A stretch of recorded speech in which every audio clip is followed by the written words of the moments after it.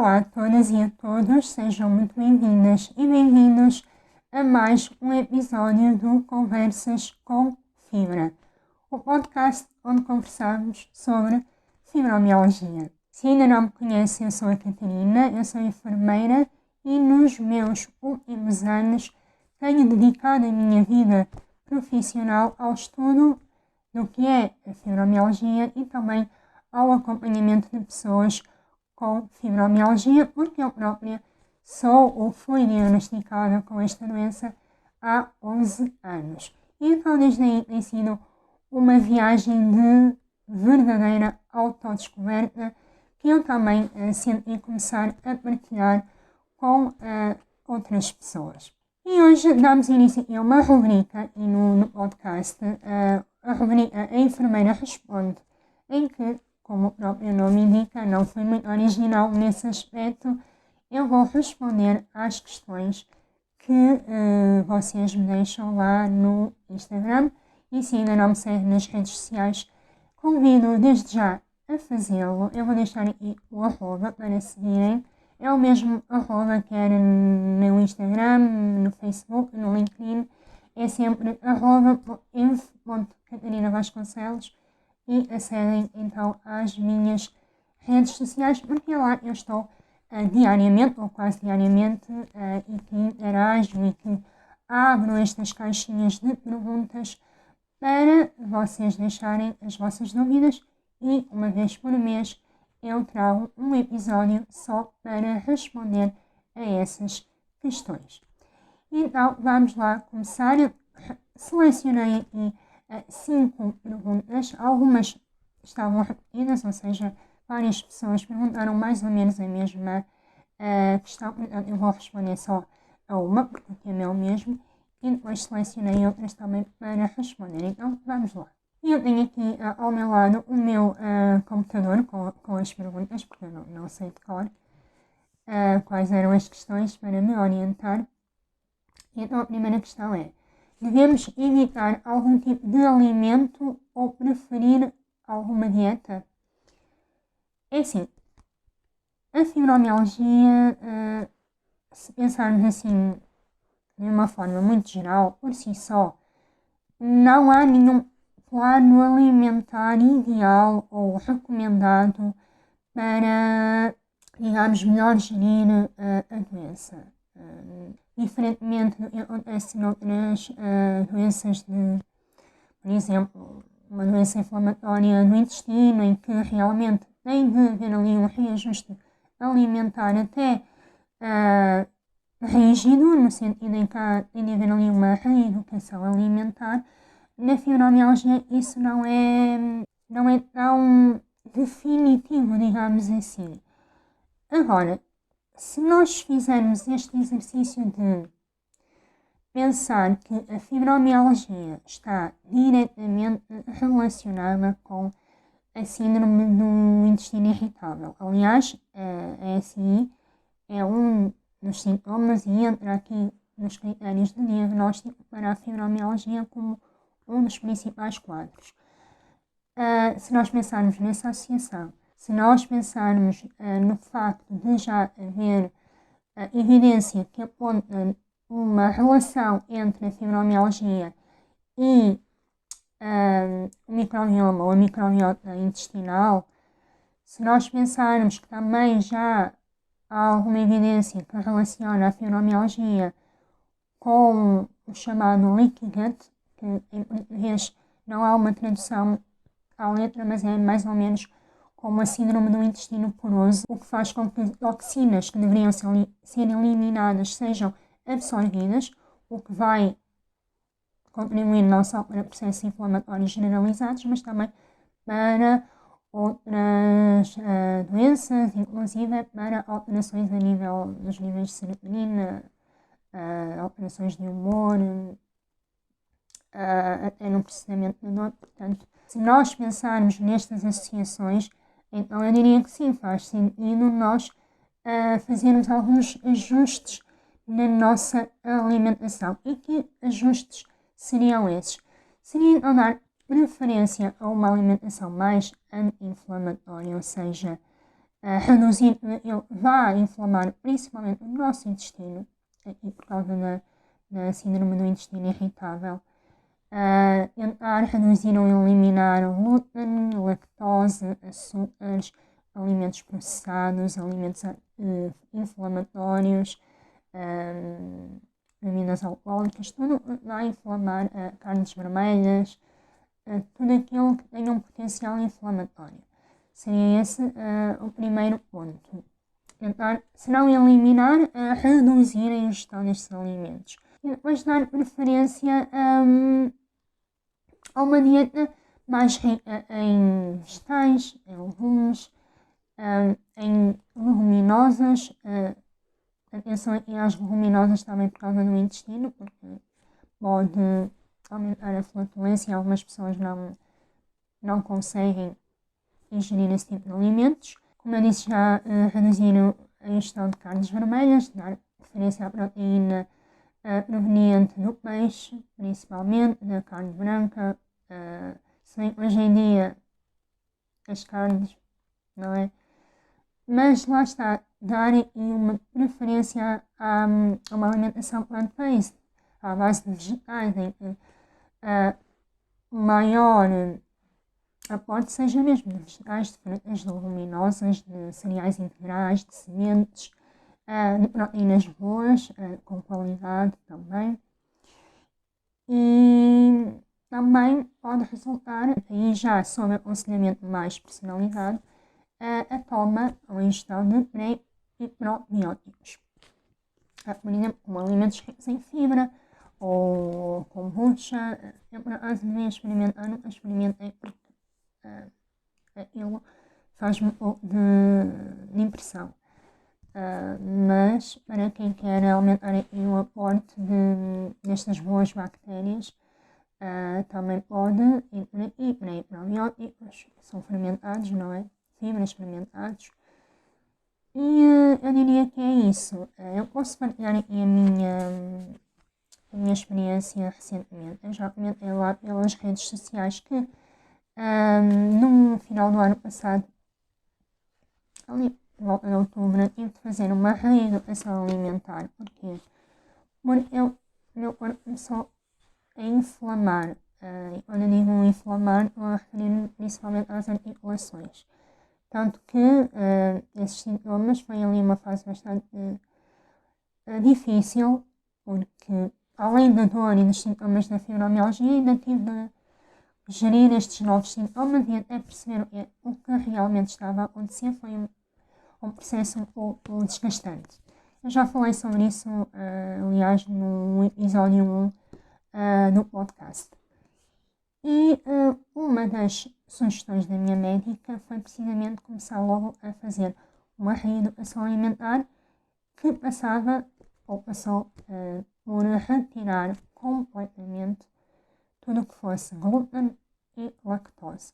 E a lactose já há muitos anos que eu já não ingeria, ou se ingeria era muito pontualmente. O glúten é que eu realmente exagerava um pouco. E foi o que eu fiz, eu eliminei completamente, fiz mesmo ali quase como um detox. E facto é que tive resultados. Tive resultados não só a nível inflamatório, ou seja, consegui reverter a inflamação e, consequentemente, a dor, mas também tive resultados a nível intestinal. Eu andava sempre, não é? Pessoas com fibromialgia também têm muito esta questão no intestino e consegui regular o meu trânsito intestinal, consegui deixar de ter aquelas crises de cólicas e de alteração do padrão intestinal. Desinchei literalmente a nível do abdômen e sinto-me muito melhor nesse aspecto. Agora, se me perguntarem se essa reeducação alimentar ou se esta alimentação isenta de glúten teve algum impacto direto nos sintomas ou nos outros sintomas da fibromialgia, por enquanto não. Por enquanto eu não senti alteração a esse nível. Tirando estes dois que eu referi. Vamos ver, eu vou continuar, aliás, é a minha intenção manter esta nova alimentação. Eu comecei a fazer o meu próprio pão em casa e as minhas próprias bolachas saudáveis. Portanto, vou manter esta dieta sem glúten indefinidamente, porque lá está, consegui reverter o processo inflamatório, consegui melhorias a nível intestinal. O meu intestino agora está muito bem. E é curioso porque ali na altura do Natal eu tive ali um deslize em que comi ali uma rabanada, não é? Uma fatia de bolo. E o intestino deu logo sinal,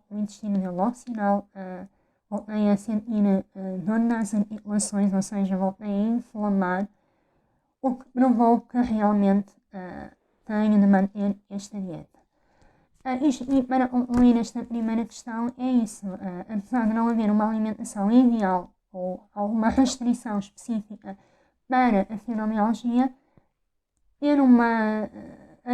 adotar uma dieta mais equilibrada pode ajudar, principalmente esta parte intestinal. Mas lá está, cada caso é um caso, como eu costumo dizer, e cada caso deve ser avaliado individualmente e cada dieta deve ser ajustada a cada pessoa, tá bom? Passando aqui à segunda pergunta, conhece algum caso de cura total da fibromialgia? Não. Não, porque eu lamento muito dizer, mas a fibromialgia não tem cura. Pelo menos até ao momento não há uma cura,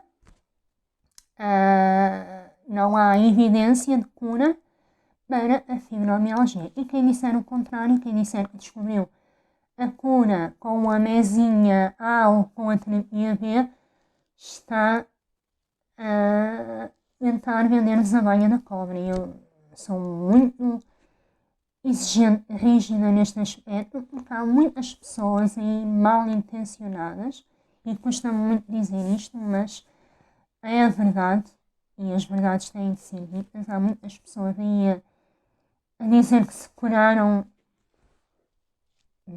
enfim, se calhar curaram-se porque provavelmente o que tinham não era bem a doença, ou era outra doença qualquer que se curou.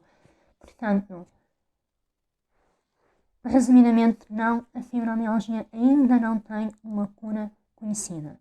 Se eu acredito que virá a ter, acredito porque eu sou uma mulher de fé, porque a ciência está a avançar e então eu acredito que mais dia, menos dia, vão encontrar uma cura. Resta saber se vão querer disponibilizá-la, não é? Mas isso já são outros 500, mas acredito que sim, que poderemos encontrar aqui uma cura, ou se não uma cura total, ao menos um tratamento que permita a remissão ou a mitigação quase total dos sintomas. Acredito que isso irá acontecer. Não sei se estarei cá para ver, gostava, mas não sei. Logo se vê. Mas neste momento não há. E queria deixar aqui o alerta para terem muito cuidado com falsas promessas que andam por aí a circular na internet da vida. Tenham muito cuidado com as pessoas que vos prometem A e B e C. Sejam criteriosos, sejam exigentes, sejam críticos com a informação que consomem. Porque hoje em dia qualquer pessoa se lembra, liga um telefone e começa a dizer o que bem lhe apetece, porque está atrás do ecrã e pode incorporar o papel que bem lhe apetecer, mesmo sem ter qualificações para isso, que é o que mais acontece hoje em dia, é vermos pseudoterapeutas que fizeram um curso de fim de semana a dizerem que já têm a cura para os males todos da humanidade. E não é assim, pessoas, tá bom? Temos de estar muito, muito atentos àquilo que nos entra pela nossa casa dentro, literalmente, através de um ecrã. A terceira pergunta que eu tenho aqui é: quais as formas de manifestação da dor generalizada? Então, uma dor generalizada caracteriza-se por ser uma dor difusa, constante e migratória. O que é que isto quer dizer? Um exemplo. Uma dor localizada, que é diferente de dor generalizada, uma dor localizada é, por exemplo, uma lombalgia, que é quando dói aqui a parte da coluna lombar.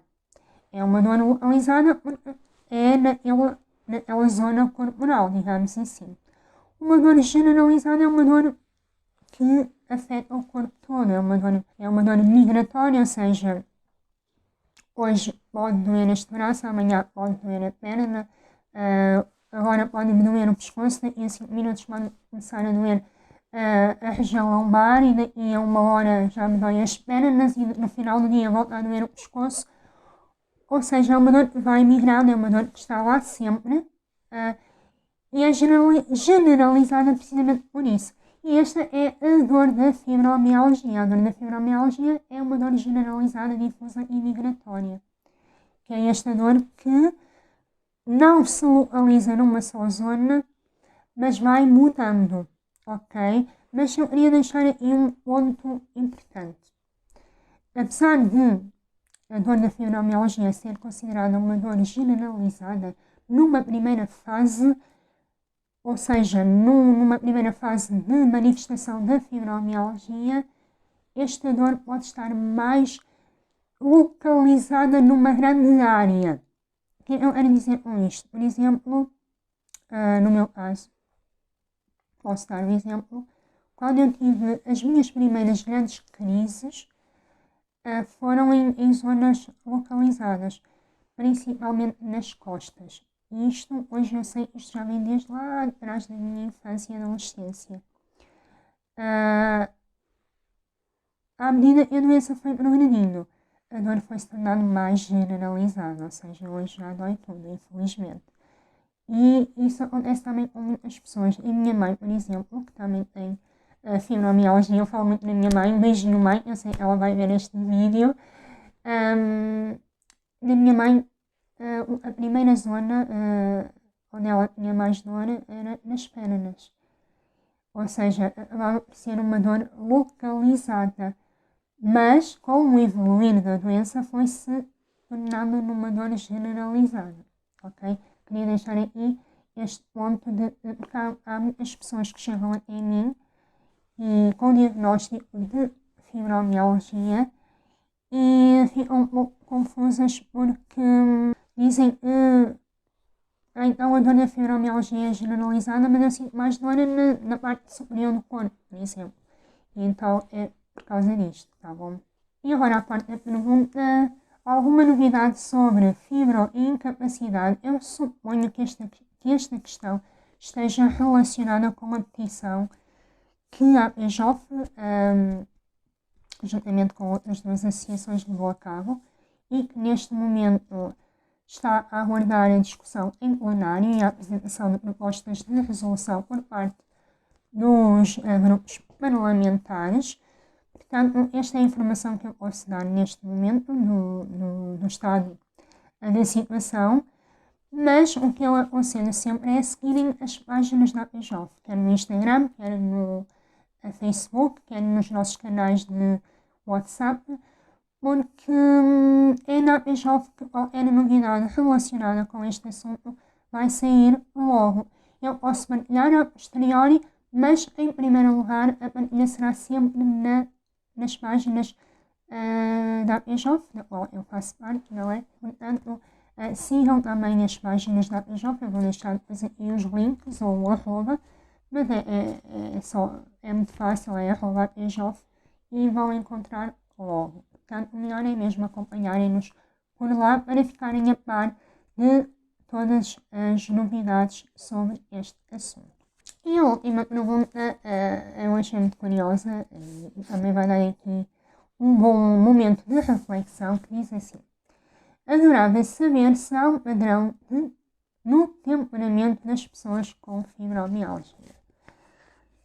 Então, em primeiro lugar, e contrariamente ao que uma vez escreveram num determinado artigo que andou a circular por aí, a fibromialgia ou a causa da fibromialgia não está relacionada com padrões ou com perturbações ou com distúrbios de personalidade.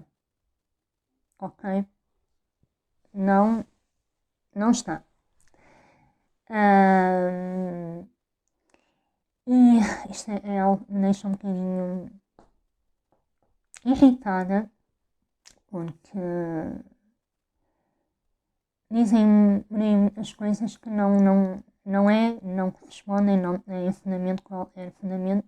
E este é o primeiro ponto que eu quero deixar aqui assente. Depois, se me perguntarem se as pessoas com fibromialgia têm características comuns ou há uma maior probabilidade, por exemplo, das pessoas com fibromialgia serem pessoas mais exigentes, mais perfeccionistas, aí já é outra coisa. Aí, sim, até porque eu digo muitas vezes que a exigência, a autoexigência é a inimiga silenciosa da fibromialgia, porque funciona não como uma causa, mas como um gatilho. Ou seja, pessoas muito exigentes lá está, é uma característica, ok? Que é comum a uma grande parte das pessoas com fibromialgia. Esta autoexigência leva a que possa haver mais crises, leva a que os sintomas possam ser mais intensos, ok? Assim como o perfeccionismo. Mas isto acaba por ser uma bola de neve, porque quanto mais a pessoa sente que não tem a mesma energia de antes para fazer as coisas, mais se vai exigir. Porque quer provar a si mesma, não é?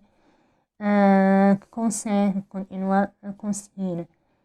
E quanto mais se exige, mais os sintomas vão piorar. Ou seja, temos aqui a chamada pescadinha de rabo na boca. Por isso, sim, há estas características que podem ser comuns a várias pessoas com fibromialgia por causa disto que eu expliquei. Agora, daí a haver um padrão a nível de temperamento ou a nível de personalidade que diga por A mais B, na meu ver são coisas diferentes, tá bom? É muito redutor dizer que, por exemplo, como também já li por aí, que todas as pessoas com fibromialgia têm depressão, ou tiveram depressão, ou terão depressão. Isso não é verdade. Claro, a depressão pode ser também, lá está, ou um gatilho ou uma consequência, por motivos variados.